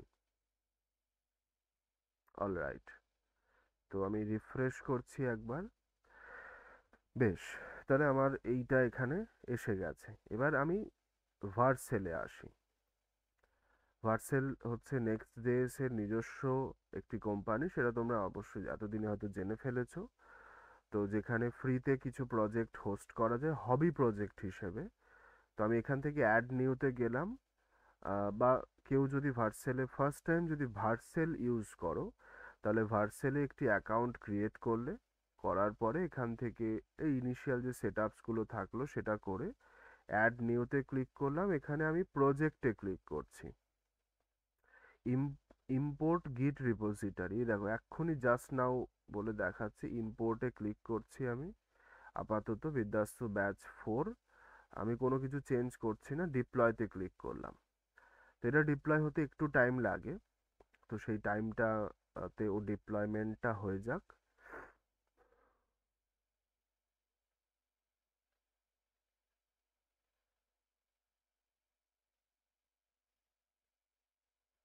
মানে এটা একটা ফ্রি অপশান আছে যেখান থেকে জিনিসটা করা যেতে পারে। সি, আমার প্রজেক্ট রেডি, প্রজেক্ট আমার রেডি। তো এবার এই লিঙ্কটা তুমি ধরো কাউকে একটা শেয়ার করলে, আচ্ছা আমি এখানে শেয়ার করছি না, এখানে এটা খুব একটা বিশাল কিছু হাইফাই প্রজেক্ট নয়ও। জাস্ট এখান থেকে তুমি যদি একবার এখানে আসো, তাহলে ইজিলি দেখতে পাচ্ছি আমরা। আমি সার্ভিসে গেলাম, অ্যাবাউটে গেলাম, প্রোডাক্ট লিস্টিংয়ে গেলাম, শপে গেলাম, এখান থেকে আমি দিব্যি দেখতে পাচ্ছি, কোনো চাপ নেই। প্রোডাক্ট লিস্টিংয়ে যদি আসি, টেস্ট বলে একটা প্রোডাক্ট তৈরি করা ছিল, ডিলিট করে দিলাম। তো আমি ইয়েটা অ্যাড করেছিলাম, আমি কোডগুলো দিয়ে দেবো, হ্যাঁ আজকে দিয়ে দিচ্ছি। আমি নতুন একটা জিনিস ছোট্ট করে অ্যাড করেছিলাম, সেটা হচ্ছে ওই টোস্ট অ্যাড করেছিলাম, রিয়াক্ট টোস্টার যেটা। তো এই হচ্ছে কেস। এইবার অনেক সময় যেটা দরকার পড়ে আমাদের, সেটা হচ্ছে যে আমরা এখানে, তো ধরো ফ্রন্ট এন্ডটা যদি দেখি, আমার কি, হ্যাঁ, এবার এখানে একটা অদ্ভুত জিনিস হয়ে আছে। আমি এখানে দেখো আমার, মানে এটা যদিও হওয়া এক্সপেক্টেড ছিল না, আমি সেটা চিন্তা করছিলাম যে এটা তো হওয়ার কথা নয়, স্টিল হচ্ছে কি করে। সেটা হচ্ছে যে এখানে ব্যাক এন্ডটা রানিং, আমার এই যে ব্যাক এন্ড যেটা সেটা রানিং ছিল। আমি ব্যাক এন্ড সার্ভারটা অফ করলাম এখানে। আমি একবার রিফ্রেশ করার চেষ্টা করি, and at that particular moment server 404 error দিয়ে দেবে। কেন? খুব সিম্পল একটা ব্যাপার, যে এই 404 এরর আসার পিছনে কারণটা হচ্ছে, তুমি যদি সার্ভিসে যাও কোনো সমস্যা নেই, অ্যাবাউটে যাও প্রবলেম নেই, সব বলে যে পেজটা, সেখানে 404 নট ফাউন্ড, ক্রিয়েট প্রোডাক্ট যেটা সেটাও 404 নট ফাউন্ড, এবং প্রোডাক্ট লিস্টিং, এই তিনটে 404 নট ফাউন্ড দেখাবে। তার কারণটা কি? তার কারণটা খুব সিম্পল, যে তুমি ফ্রন্ট এন্ডের সাথে এই তিনটে পেজে, শপ, ক্রিয়েট প্রোডাক্ট এবং প্রোডাক্ট লিস্টিং, এই তিনটে পেজে তোমার ব্যাক এন্ডটা অ্যাড করা আছে। তো তাহলে ব্যাক এন্ডটা তো হোস্ট হচ্ছে না, তুমি যে মুহূর্তে এখান থেকে হয়তো ব্যাকএন্ডের সার্ভারটা রান করলে সেই সময় আমার ধারণা যে এগুলো প্রপারলি কাজ করা শুরু করবে, বাট একটু টাইম লাগছে যেহেতু ফ্রি ভার্সন তো, সেই কারণে। স্টিল একটা ইস্যু এখান থেকে আসেই। সব এই যে ওই মিনিমাল টাইম যেটা লোড টাইম একটা থাকে, তো এটা থেকে তো বেরোতে হবে। তুমি ধরো এই লিঙ্কটা কাউকে, সুন্দর একটি ওয়েবসাইট বানিয়ে তুমি লিঙ্কটা কাউকে শেয়ার করলে, করার পরে তুমি এবার তো ব্যাক এন্ডটাই হোস্ট করলে না, তাহলে ব্যাক এন্ডটা হোস্ট করতে হবে আমাদের। ব্যাক এন্ড হোস্ট করার জন্য সবার প্রথমে আমাদের যেতে হবে যে প্ল্যাটফর্মটা, সেটার নাম হচ্ছে নেটলিফাই। নেটলিফাই নেটলিফাই থেকে আমরা তোমার বিভিন্ন ফ্রিতে ব্যাক এন্ড হোস্ট করার একটা অপশন আমাদের থাকে। তো নেটলিফাইতে আমরা যদি আসি, এখানে আমার জানি না অ্যাকাউন্ট ক্রিয়েট করা আছে না, বাট আমি একবার একটু চেক করে নিই। আমি গিটহাব দিয়েই লগ ইন করবো, মানে সাইন ইনটা করি, কারণ আমি গিটহাবে তাহলে প্রজেক্টগুলো হোস্ট করতে পারবো। আচ্ছা, ততক্ষণ আমি একবার, আচ্ছা, authorize application, authorize Netlify, I hope so third party, আমার কাছে মেলও এসে গেছে, ঠিক আছে। এবার এখানে কি বলছে যে get started with Netlify, deploy again, হ্যান ত্যান অনেক কিছু আছে। এবার আমাকে এখানে, তুমি ফ্রন্ট এন্ডও হোস্ট করতে পারো, but Netlify is best for back end হিসাব মতন। আচ্ছা, আমি বেশ কয়েকদিন আগে বোধহয় করেছিলাম, হ্যাঁ বেশ বেশ কয়েকদিন আগে একটা কাজ করেছিলাম, তো তারপরে সেটা আর খুব একটা এগোনো হয়নি, মানে আমি এটাতে আর করিনি। আমি ব্যাক এন্ডটা এখানে হোস্ট করব। ইন জেনারেল ব্যাক এন্ড তুমি ভার্সেলেও হোস্ট করতে পারো, অসুবিধা নেই, but Netlify is good option for back end. তো তাহলে আমরা প্রথম যেটা আমাদের কাজ, সেটা হচ্ছে আমরা রিপোজিটরি যেটা, সেটা নাম দিয়েছিলাম বিদ্যাস্তু ব্যাচ 4, আমি ব্যাক এন্ড নাম দিচ্ছি বিদ্যাস্তু ব্যাচ 4 ব্যাক এন্ড, প্রাইভেট রাখছি রিপোজিটরিটা। অ্যান্ড আমরা এবার, এটা তো ফ্রন্ট এন্ডের ঝামেলা মিটলো, এবার আসি ব্যাক এন্ডে। CD back end. এবার ব্যাক এন্ডের মধ্যে আমাকে একটা জিনিস খেয়াল রাখতে হবে, যে I have some environment variable there. আমাকে এনভায়রনমেন্ট ভেরিয়েবলটার ব্যাপারটা কিন্তু মাথায় রাখতে হবে। এবং আরেকটা যেটা বড় ব্যাপার, সেটা হচ্ছে আমরা ব্যাক এন্ডের মধ্যে গিট ইগনোর, আচ্ছা তোমাদের আমি গিট ইগনোরের কথা বলেছি? গিট ইগনোর ফাইলের কাজ কি মনে পড়ছে না, বেশ, তার মানে হয়তো বলিনি, আমি বলে দিচ্ছি। দেখো, ফ্রন্ট এন্ড তোমরা যে ডিরেক্টরিটা ক্রিয়েট করেছো, সেটার মধ্যে একটা ফাইল থাকে, ফাইলটার নাম হচ্ছে ডট গিট ইগনোর। এই ডট গিট ইগনোর ফাইলটার মানে কি? এই ফাইলটার অর্থ যেটা, মানে ফাইলটার যেটা সিগনিফিকেন্স, সেটা হচ্ছে যে গিট ইগনোরের মধ্যে যে সমস্ত এক্সটেনশনস এবং যে সমস্ত ফাইলের নাম লেখা থাকে, সেই ফাইলগুলো গিটহাবের দ্বারা ট্র্যাক করা যায় না। এবার আমরা ব্যাক এন্ডের মধ্যে যে এনভায়রনমেন্ট ভেরিয়েবলটা তৈরি করে রেখেছি, মানে এনভায়রনমেন্ট ভেরিয়েবল স্টোর করার যে ফাইলটা থাকে, সেই ফাইলটার মধ্যে বিভিন্ন সেনসিটিভ ইনফরমেশন থাকে, মানে ডেটাবেসের যে ইউআরএল যেটা, সেটা তো ওর মধ্যে স্টোর হয়ে আছে। আমি চাইবো না যে তোমার গিটহাবে, কারণ গিটহাবে তো কোড সবাই দেখতে পায়, তাহলে গিটহাবে তো তুমি চাইবে না যে ব্যাক এন্ডের তোমার যে ইউজার আইডি পাসওয়ার্ড সেটা অন্য সবাই দেখতে পাক। তো সেই কারণে আমরা ব্যাক এন্ডের মধ্যে একটা ফাইল চট করে একটু তৈরি করে নিই। সেই ফাইলটার নাম দিচ্ছি আমি ডট গিট ইগনোর। এবার একবার আমি ব্রাউজারে আসি, এখানে আমি লিখছি নোড জেএস গিট ইগনোর বলে, নোড জেএস গিট ইগনোর বা নোড গিট ইগনোর বললেও হবে, কোনো অসুবিধা নেই।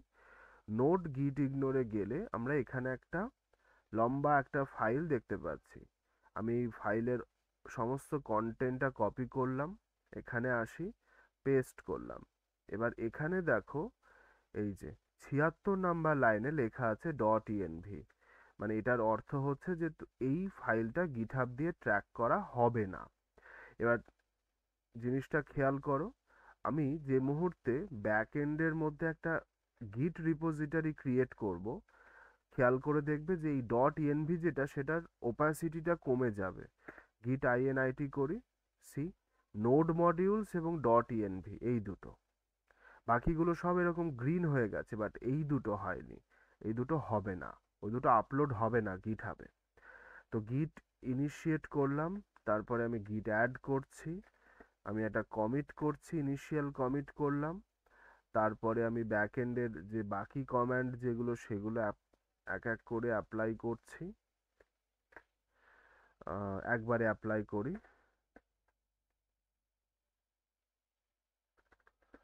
git branch -m origin and একবারে লিনাক্সে মানে কমান্ডগুলো লেখা যায়, ওই অ্যান্ড দিতে হয়, বারবার লেখা মুশকিল। অলরাইট, রিফ্রেশ করলাম, বেশ আমার ব্যাক এন্ডের পুরো ডেটা এখানে মানে চলে এসেছে। খেয়াল করে দেখো, আমি যদি কন্ট্রোলার্স মানে সমস্ত পুরো ফাইল লোকেশনে আসি, দেখো এর মধ্যে .env নেই এবং তোমার নোড মডিউল যেটা সেটাও নেই। আচ্ছা, এবার আমার এখানে ব্যাক এন্ডের সার্ভারটা অন হয়ে রয়েছে, আমি এটাকে অফ করলাম। এবার আমি নেটলিফাইতে অ্যাড নিউ সাইটে ক্লিক করছি, ডিপ্লয় ম্যানুয়ালিতে ক্লিক করছি, না ডিপ্লয় ম্যানুয়ালিতে নয়, add new site, import an existing project, right, import an existing project, let's deploy your project with GitHub. Netlify by Netlify would like permission to authorize which project, সেটা ফার্স্টে দেখতে হবে। Authorised, এই all রিপোজিটরিতে তো আমার দরকার নেই, অনলি সিলেক্ট রিপোজিটরিজ, কোনটাতে, বিদ্যাস্তু ব্যাচ 4,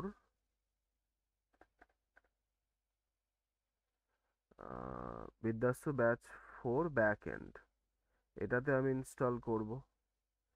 আচ্ছা, আবার ফোন থেকে ভেরিফাই করতে হবে, কত দিয়েছে, 95।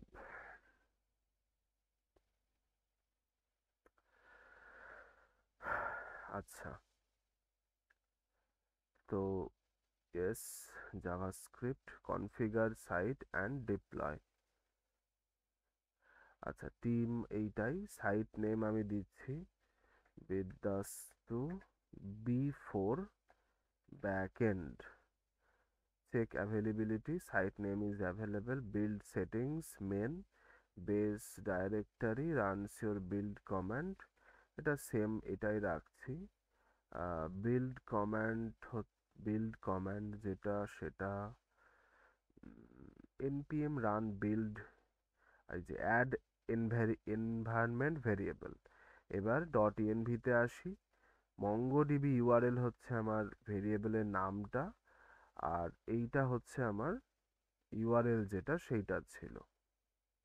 আমি এটা কপি করলাম, সাম ভ্যালু, ডিপ্লয় বিদ্যাস্তু B4 backend. Let me check what happens now.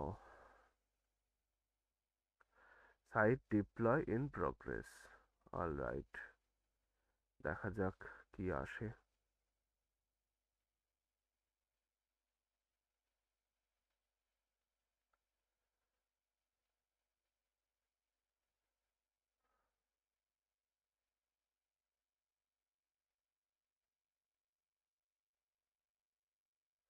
Okay,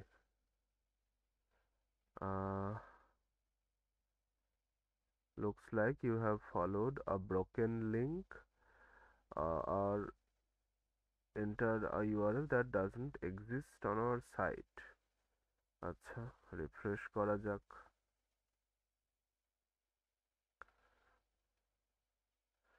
আচ্ছা, পাবলিশড,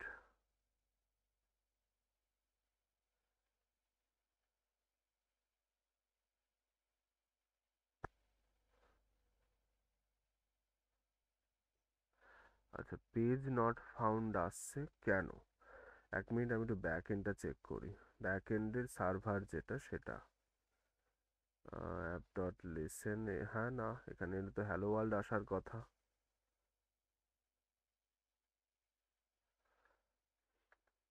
কিছু একটা তো ইস্যু হয়েছে।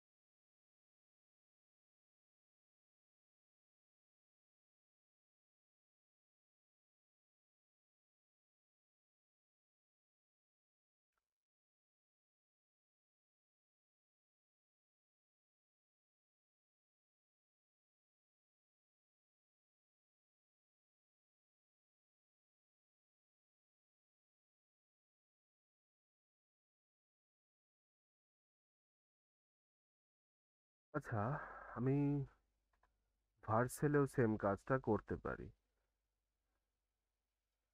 Project import patch for backend, এখানে একবার ট্রাই করে দেখি তো।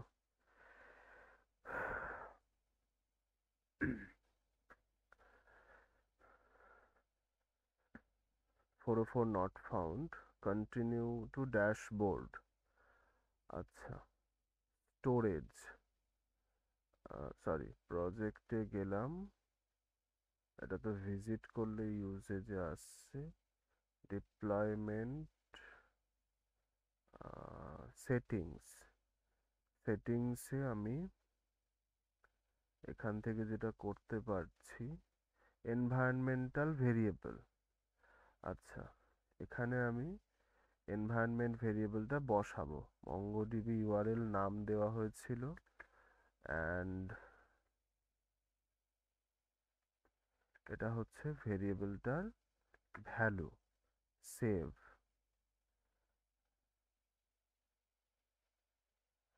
Project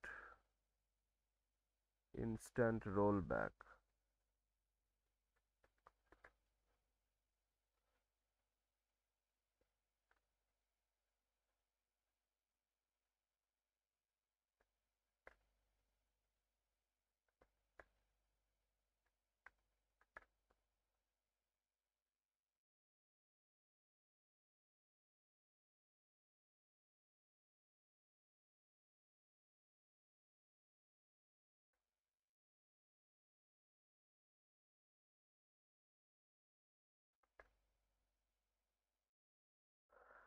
it should not happen, এটা হওয়ার কথা নয়। আচ্ছা, এটার সাথে কনফ্লিক্ট হচ্ছে না তো? 1 সেকেন্ড, হওয়ার কথা। নেটলিফাই যদি ছেড়ে দিই আমি এই মুহূর্তে,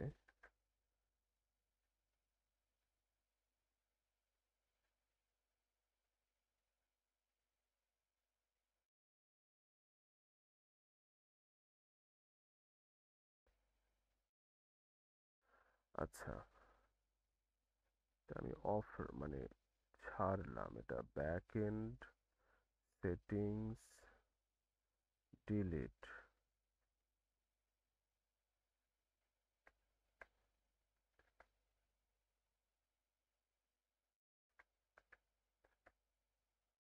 কন্টিনিউ।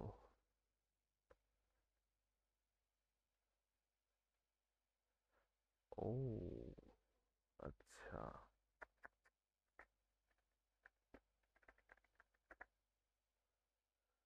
আহ,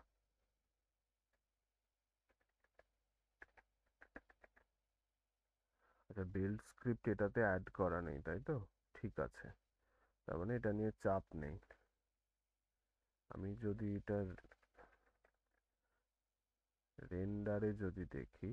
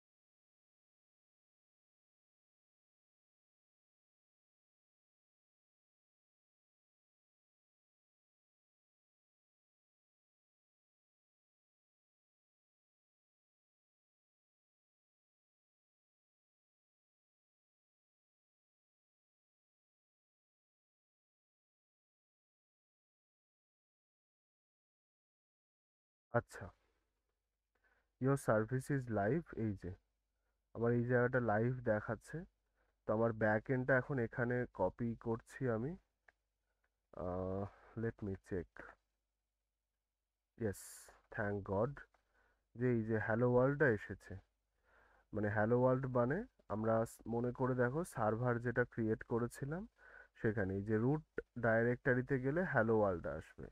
এবার আমাকে একটা জিনিসই এখানে এখন করতে হবে, আমি এটা একবার যদি রিফ্রেশ করি, এটা লাইভ কিন্তু সব পেজ যেটা সেটা এখানে অ্যাক্টিভেট নেই। আমি এই লিঙ্কটা নিলাম, ঠিক আছে, এই লিঙ্কটা নিলাম, নিয়ে আমি একবার ফ্রন্ট এন্ডে আসবো। সরি, সিডি ফ্রন্ট এন্ড, সেখানে আমি একবার ফ্রন্ট এন্ডের মধ্যে মনে করে দেখো আমরা একটা জিনিস করছিলাম, গ্লোবাল বলে একটি ফোল্ডার নিয়েছিলাম এবং সেটার মধ্যে আমরা সার্ভার ইউআরএল নিয়েছিলাম। আমি এই সেম জিনিস এখানে একবার সরি, এখন যেটা কি করতে কি হবে, এখন এই জিনিসটাই মানে ইউআরএলটা পাল্টে দিতে হবে। তো আমি এটা কপি করলাম, হোম হোম লিখছি, তো এখানে একটা সিঙ্গেল কোট, এখানে সিঙ্গেল কোট কোলন, আর এইটাকে আমি কমেন্ট করে দিলাম, ব্যাস। মানে এখন সার্ভার ইউআরএল হচ্ছে এইটা, this is our server URL right now. আমি ফ্রন্ট এন্ড যেটা সেটাকে আমি আর একবার পুশ করছি, গিট অ্যাড গিট কমিট হচ্ছে, কমিট করছি আমি চেঞ্জিং সার্ভার ইউআরএল গিট পুশ। এবার অনলি অরিজিন মেন, আমি মেন ব্রাঞ্চ যেটা সেখানে পুশ করছি। তো এখানে যেই পুশ করছি ভার্সেলে আসি, this is my this is the front end. একবার একটু রিফ্রেশ করি, আগে একবার গিটহাবটাতে আসি, ব্যাচ 4 ব্যাকএন্ড রিপোজিটরিজ, রিপোজিটরির মধ্যে এই যে batch 4 this one,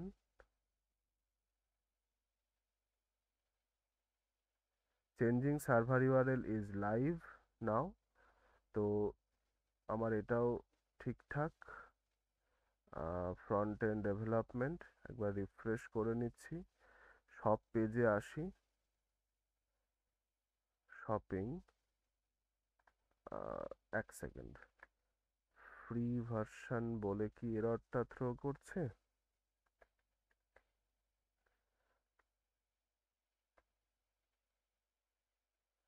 visit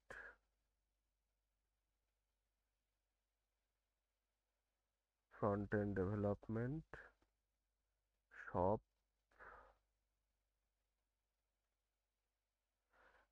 create product, product listing 404 আসছে, মানে ফ্রি ভার্সন বলে এই একটা এরর থ্রো করে ওরা, যেহেতু ফ্রিতে চলছে সেই কারণে। বাট আলটিমেট চেঞ্জ আমাদের যেটা করতে হয় সেটা শুধু এইটাই। হ্যাঁ, ফ্রি ভার্সানে ওই একটা লিমিটেশন থাকে, যেটা এখানে অ্যাকচুয়ালি ভার্সেলে সরি রেন্ডারে ওটা হোস্ট করার সময় বলছিল এই যে your free instance will spin down with inactivity which can delay request by 50 seconds or more. তো আমি 50 সেকেন্ড পর একবার না ট্রাই করছি, but the procedure is like this. Back এন্ডটা একবার রিফ্রেশ করে দেখছি, ব্যাক এন্ড লাইভ। এবার কি তোমার এখানে যদি সার্ভার মানে ব্যাক এন্ডে সার্ভার অফ থাকেও, তাহলে তোমার এখানে ব্যাক এন্ডে সার্ভার কিন্তু লাইভ থাকছে, যেটা অ্যাকচুয়ালি এই যে এইখানটাতে ডিটেক্টেড ওপেন পোর্ট এইচটিটিপি 5000, যাই 5000 নাম্বার পোর্টে ওটা ওপেন রয়েছে। Front and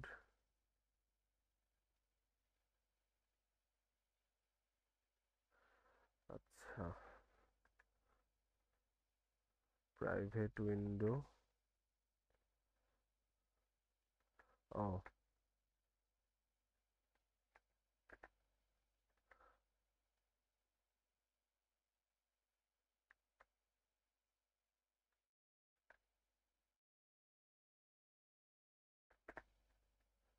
front end service about shop shopping পেজে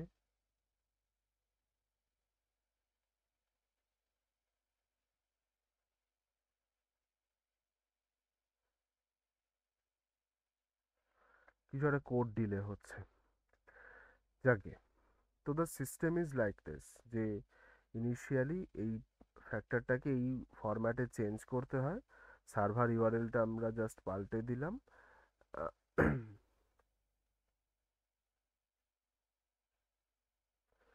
অথবা আরো একটা কাজ এখান থেকে করা যায়, যদিও আমি ফ্রন্ট এন্ডের মধ্যে যেটা, যদিও সেটা মানে অবশ্যই সেটা করা উচিত হিসাব মতন, সেটা হচ্ছে যে এই সার্ভারটার মধ্যে আমরা যখন কোর্স পলিসি অ্যাড করেছিলাম, সেই কোর্স পলিসিতে অরিজিন ওখানে আমরা যেটা দিয়েছিলাম সেটা হচ্ছে যে কোনো ইয়ের থেকে।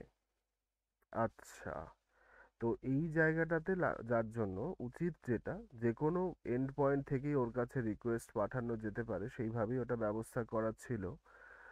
বাট টু বি সেফ আমরা এই জায়গাটাতে ফ্রন্ট এন্ডের ইউআরএলটা দিয়ে দিতে পারি। ফ্রন্ট এন্ডের ইউআরএলটা দিয়ে দিলে তখন শুধু পার্টিকুলার ওই ইউআরএল থেকেই ওর কাছে রিকোয়েস্ট আসলে ও তখন রেসপন্স করবে। তো মোটামুটি এইটা হচ্ছে সিস্টেম, যে রেন্ডারে আমরা রেন্ডারে তার হোস্ট করলাম, কারণ বাকিগুলোতে এমনিতেই রেন্ডারে স্পিন ডাউন হচ্ছে বারবার। ডক্স অন স্পেসিফাইং এইটা, যাই হোক আমি আপাতত অফ করছি, কারণ আননেসেসারি প্রেশার পড়ছে রেন্ডারের আমার এই সার্ভারটার ওপরে, কারণ অলরেডি ওখানে আর একটা সার্ভিস চলছিল, তো সেই কারণে আমি এটা ডিলিট করলাম। But the system is this, এইভাবে আমাদের ব্যাক এন্ডকে হোস্ট করতে হয়, কনসেপ্টটা এইরকম। এবং ব্যাক এন্ডকে হোস্ট করার পরে সেই ব্যাক এন্ডের ইউআরএলটা গিয়ে এখানে আমাকে চেঞ্জ করতে হয়, তবেই ব্যাক এন্ডটা লাইভ হবে, তবেই তোমার ব্যাক এন্ডটা এখান থেকে কাজ করবে। আর নাহলে আদারওয়াইজ এই জিনিসটা, কারণ ব্যাক এন্ডটা যদি লাইভ না থাকে, সব সময় তো একটা ইউআরএল এর পক্ষে মানে সরি, সব সময় তো একটা কম্পিউটারের পক্ষে পসিবল নয় যে ওটা লাইভ করে সব সময় রেখে দেওয়া বা সিস্টেমটাকে ট্র্যাক করা। সেই কারণে আমরা এরকম থার্ড পার্টি কিছু সার্ভিসের থেকে বা সার্ভিসের কাছে ব্যাক এন্ডটাকে হোস্ট করে দিই, যাতে করে ওই থার্ড পার্টি সার্ভিস যেটা, সে ওই ব্যাক এন্ডটাকে লাইভ করে রাখে অল টাইম। এবার এই যে সার্ভিসগুলো তারা ফ্রি কিছুটা পোর্শন দেয়, বাট খুব একটা ভালো নয়, মানে প্রচুর স্লো চলে, বুঝতেই পারছো যে কীরকম স্লো চলছে, রেসপন্স টাইমটা অফ হয়ে যায়। কদিন আগে তোমাদের গ্রুপে একটা টেক্সট করেছিল অ্যাডমিনিস্ট্রেটররা, মানে সরি টেলিকলার যারা রয়েছে তারা, যে বিদ্যাস্তুর অ্যাপ ট্যাপ সব ডাউন হয়ে গেছিল হঠাৎ করে। তো আম, সেই সময় মানে পেমেন্টের একটা কিছু ইস্যু হচ্ছিল সেই জন্য। তো এবার ওটা যেহেতু পেড ভার্সানে চলছে, ওটাও রেন্ডারেই চলছে, তো সেই কারণে ওখানে ওটা আবার হাই সিপিইউ স্পিডে চলে।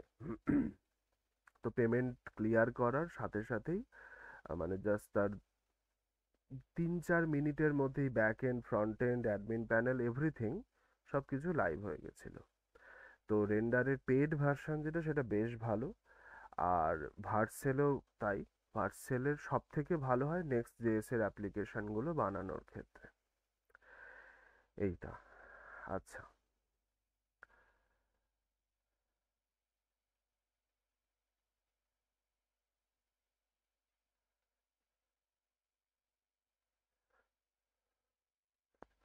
আচ্ছা পোর্টফোলিও সবারই রেডি হয়েছে, মানে সবাই কি, সবাই পোর্টফোলিও, নিজের পোর্টফোলিও বানানো কমপ্লিট করেছো? কে কে করনি এখন একটু শুনি। সিভি নয়, পোর্টফোলিও।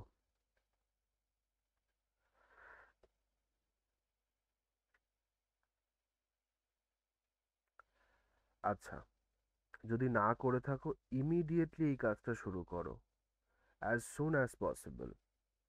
আমি অলরেডি সুবিধা করে দিলাম। তোমার মানে গুগলে যাবে, গুগলে গিয়ে জাস্ট সার্চ করবে যে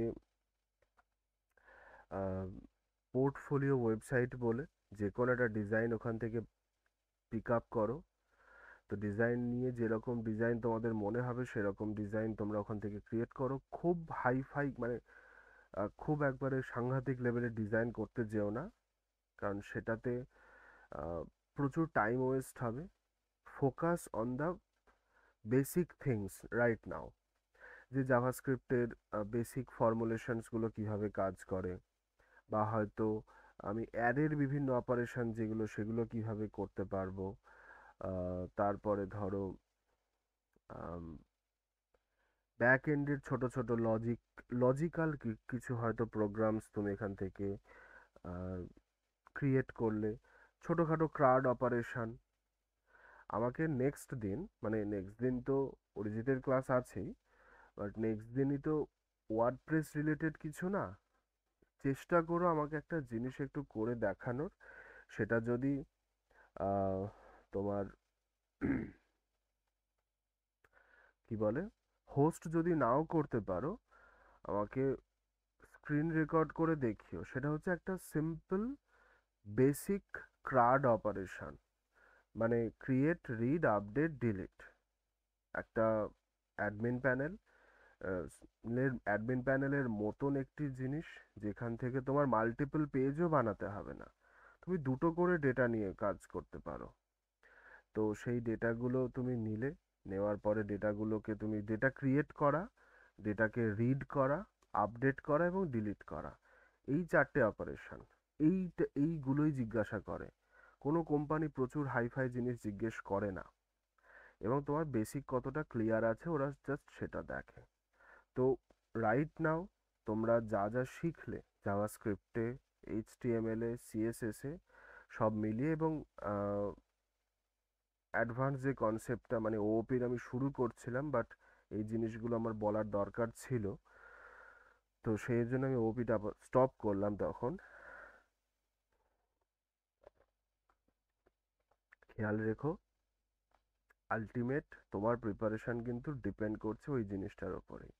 তুমি আমার সিসিফাসে ইন্টার্নশিপ করার সময় তোমাকে যদি ইন্টারভিউ দিতে হয়, মানে আমি উদাহরণস্বরূপ বলছি, ইন্টার্নশিপে কেউ ইন্টারভিউ দেয় না। তো যদি তুমি এখানে যখন জবে যদি কেউ মনে করো যে আবার এখানে ঢুকবে, সেক্ষেত্রেও তোমাকে ইন্টারভিউ দিতে হবে। সেখানেও তোমাকে বেসিক প্রশ্ন করা হবে, এবং ম্যাক্সিমাম ছেলেমেয়েরাই বেসিক জায়গাতে গিয়েই আটকে যায়। যে জাভাস্ক্রিপ্টের রিয়্যাক্ট জেএস, যেটা রিয়্যাক্ট জেএস ডমে কাজ করে, document object model. What is that DOM? React JS, sorry ভুল বললাম, ভার্চুয়াল ডমে কাজ করে। ভার্চুয়াল ডম জিনিসটা কি, কিভাবে ভার্চুয়াল ডমে রিয়্যাক্ট কাজ করতো, ভিট এমন কি কাজ করে যার জন্য এত লাইটনিং ফাস্টে তোমার রিয়্যাক্ট জেএস এর ডেভ সার্ভার যেটা সেটা লোড হয়। তারপরে তোমার রিয়্যাক্টের হুক যেগুলো সেগুলোর কাজ কি, কয়েকটা ধরো স্পেসিফিক হুকের কথা যদি বলা হয়, ইউজ স্টেট বা ইউজ রেফ, ইউজ প্যারামস, এই হুকগুলোর কাজটা কি। তারপরে তোমার ইউজ এফেক্ট কি পারপাসে কাজে লাগে। নেক্সট হচ্ছে তোমার ব্যাক এন্ডের কিছু বেসিক প্রশ্ন, যে নোড জেএস কেন, হোয়াই নোড জেএস, কেন অন্য কিছু নয়। বা ধরো সিআইসিডি পাইপলাইন বা লোড ব্যালেন্সিং, এগুলো তো অনেক অ্যাডভান্স কনসেপ্ট। সিআইসিডি পাইপলাইন হচ্ছে কন্টিনিউয়াস ইন্টিগ্রেশন, কন্টিনিউয়াস ডেভেলপমেন্ট। তো সেটা অ্যাকচুয়ালি গিটহাব তার জন্য রয়েছে, যে তুমি কোনো একটা প্রজেক্ট একবার কোড লিখে ছেড়ে দিলে তার ঝামেলা শেষ হয়ে গেল তা নয়, কন্টিনিউয়াস তার মধ্যে কোড ইমপ্লিমেন্ট করতে হয়। সেই কোড আমরা মানে এই যে এক্ষুনি আমরা যে কাজটা করলাম, যখন আমরা রিয়েল প্রজেক্টে কাজ করি সেই সময় কেসটা কি হয়, যে তুমি একটা প্রজেক্ট মানে একটা কোড সেটা ফার্স্টে লোকালি লিখলে, লেখার পরে সেটা গিটহাবে পুশ করলে, এবার এই যে থার্ড পার্টি সার্ভার যেগুলো রয়েছে, সেটা ভার্সেল বলো, হেরোকু বলো, নেটলিফাই, তারপরে রেন্ডার, আরও কিছু, যদি কেউ পার্সোনাল ভিপিএস এ কাজ করতে চায় তো ভিপিএস এ। তো এই সমস্ত জায়গাতেই গিটহাবের সাথে ভিপিএস এর কানেকশন থাকছে, ভিপিএস এর সাথে ব্রাউজারের কানেকশন, মানে অ্যাকচুয়ালি ব্রাউজার নয়, ডোমেনের কানেকশন থাকছে থ্রু সাম ডিএনএস রেকর্ডস। তুমি যখন একটা নতুন কোনো আপডেট দেবে, সেই আপডেটটা যাচ্ছে গিটহাবে, গিটহাব থেকে যাচ্ছে হোস্টিং সার্ভার থেকে যাচ্ছে ডিএনএস, ডিএনএস থেকে ফাইনাল ডোমেনে যাচ্ছে। এই যে কমপ্লিট যে road map, this is CICD pipelines. তো সিআইসিডি পাইপলাইন্সের আরও অনেক কিছু ইন ডেপথ ডিটেলস রয়েছে, সেগুলো সিআইসিডি পাইপলাইন মূলত সফটওয়্যার ডেভেলপমেন্টের ক্ষেত্রে খুব বেশি প্রয়োজন পড়ে। লোড ব্যালেন্সিং, লোড ব্যালেন্সিং কিছুটা ডেভঅপসের পার্ট, মানে যেখানে তোমার মানে ল্যামডা মেথড দিয়ে অনেক সময় কাজ করে, সার্ভার লেস ইন্টিগ্রেশন করা হয় অনেক সময়। যে তুমি কোনো একটি সাইট বানালে সেখানে যখন অ্যাট এ টাইম সেটা, মানে সাইট বলতে web application, not website, normal website. এবার সেই ওয়েব অ্যাপ্লিকেশানে অ্যাট এ টাইম কত ট্রাফিক আসছে, তারপরে সেই লোডকে কিভাবে তুমি অপটিমাইজ করতে পারো, দিস ইজ লোড ব্যালেন্সিং। আরও বিভিন্ন ফ্যাক্টরস রয়েছে ব্যাক এন্ডে, তোমরা সেগুলো পরবর্তীকালে অ্যাডভান্স কনসেপ্টে গিয়ে শিখবে। আমার সাথে জার্নি এখানেই শেষ তোমাদের। যে আহ, আমার আহ, আর সময় নেই, মানে time is limited now.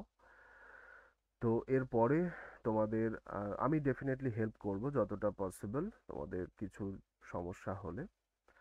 But এর পরের জার্নিটা তোমাদের কিন্তু নিজের জার্নি, যেখানে আমি জাস্ট গাইড করতে পারি যে কিভাবে তুমি অ্যাপ্লাই করবে, কিভাবে সিভি ক্রিয়েট করলে কি বৃত্তান্ত, কিন্তু চাকরি পেয়ে ইন্টারভিউটা তোমাকেই ক্র্যাক করতে হবে। এই হচ্ছে ব্যাপার। আমরা শর্ট ব্রেক নিচ্ছি 2 থেকে 5 মিনিটের। আমি এসে তারপরে অ্যাটেন্ডেন্সটা নিয়ে আমি জাস্ট ফাইনাল কয়েকটা কথা বলে তারপরে শেষ করছি।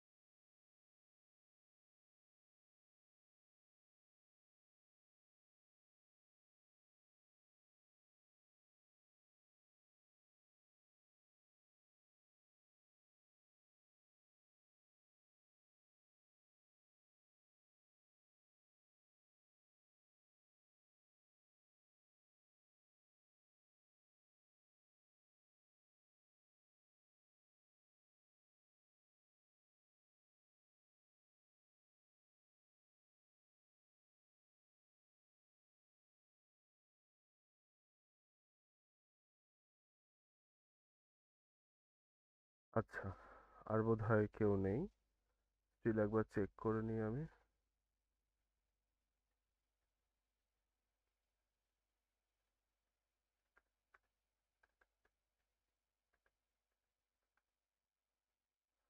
"75%"ই হোক। আচ্ছা, আহেলি নেই।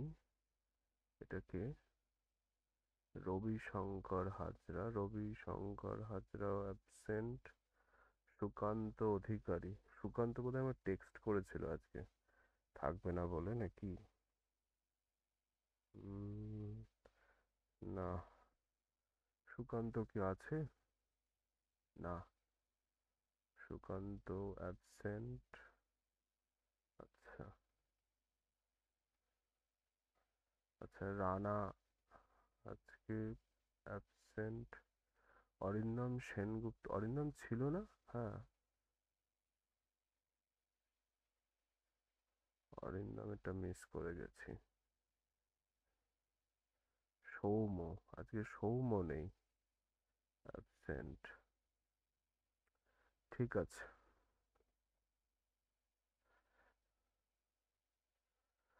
তো টেকনিক্যালি যেটা দেখতে পাচ্ছি যে এটা 75।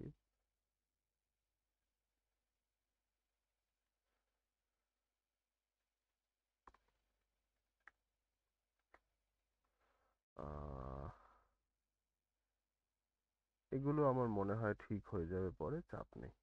কারণ অরিজিৎ এখনো ক্লাস নেবে সেগুলো, আর এরা তো একদমই নেই।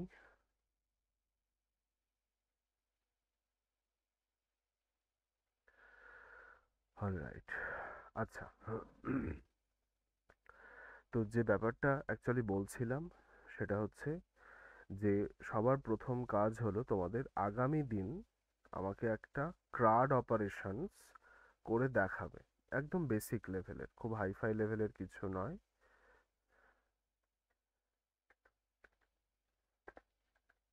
হোমওয়ার্ক ফর, আচ্ছা নেক্সট কত তারিখ, এটা আমি তোমাদের থেকে দেখবো হচ্ছে, আজকে তো 1 তারিখ, আমি এটা দেখবো হচ্ছে 6 তারিখে, 6 ডিসেম্বর। হ্যালো, বলো। স্যার আমি এই উইকটা না আউট অফ স্টেশন থাকবো, তো আমি একটু বাদে দেখাবো। বেশ। নাম্বার 1 যেটা, একটাই থাক, খুব একটা বেশি দিয়ে লাভ নেই। ক্রাড অপারেশন, একটা বেসিক ক্রাড অপারেশন, খুব হাইফাই ডিজাইন নয়। আমার মেন যেটা দরকার সেটা হলো ফাংশনালিটিটা ঠিক মতন কাজ করছে কিনা। এবং নেক্সট যেটা, সেটা হচ্ছে এটা আমাকে তোমরা আহ, এই মাসের মধ্যে করে দেখাও, মানে পুরো মাসটা আমি টাইম দিচ্ছি। সেটা হচ্ছে উইদিন ডিসেম্বর রেডি, রেডি শব্দ লেখা হবে না, create a full fledged portfolio in React.js, hosted in Vercel. Share me the link Vercel and share me the link. Alright, within December, বা বেটার অপশান হচ্ছে যে বিফোর 31st ডিসেম্বর। এটাও কিন্তু খুব বেসিক লেভেলে ডিজাইন করবে, হাইফাই নয়। তো এইটা প্রত্যেকে আমি 30 ডেজের জন্য এটা পিন করে রাখছি। আজ থেকে 30 দিনের মধ্যে এটা পিন করা থাক, এটা স্টার্ট দিয়ে রাখি, তাহলে সুবিধা হবে, পরে খুঁজে পেতে সুবিধা হবে। যাই হোক, তো এখনো তোমাদের ক্লাস শেষ হয়নি, এরপরে অরিজিৎ তোমাদের ওয়ার্ডপ্রেসের অংশটা নেবে। আফটার দ্যাট তোমাদের ইন্টার্নশিপ রয়েছে, ইন্টার্নশিপের সিস্টেম তোমাদের বলে দেবো পরে।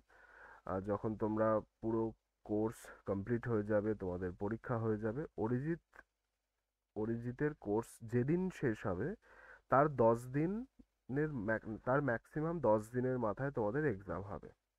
তো আফটার এক্সাম তোমাদের ওই ইয়েটা মানে ইন্টার্নশিপটা শুরু হবে।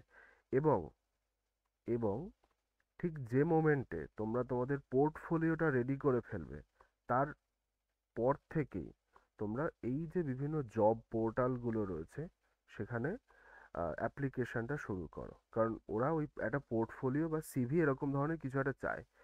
You don't need to wait for the WordPress portion or the internship or the examination. Portfolio ready করো, অ্যাপ্লিকেশন শুরু করে দাও।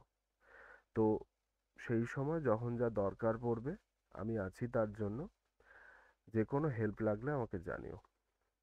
ঠিক আছে, দেন ভালো থেকো। অফিসিয়ালি ক্লাস তোমাদের আজকেই শেষ আমার সাথে, অ্যান্ড বাট আমি আছি অলওয়েজ কোনো সমস্যা হলে। কৌস্তব বলো। স্যার বলছি যে মানে আপনাকে মানে যদি কল টল কিছু করতে হয় মানে কোন টাইমটাই করলে আপনি ফাঁকা থাকেন যে সেটা কোনো যদি সময় কল করো, আমি যদি রিসিভ করতে না পারি আমি কল ব্যাক করবো এনি টাইম। আ- আচ্ছা স্যার। স্যার আর একটা জিনিস মানে এই ওয়েব ডেভেলপমেন্ট পড়াশোনার বাইরে আর একটা জিজ্ঞেস করবো একটা জিনিস। বলো।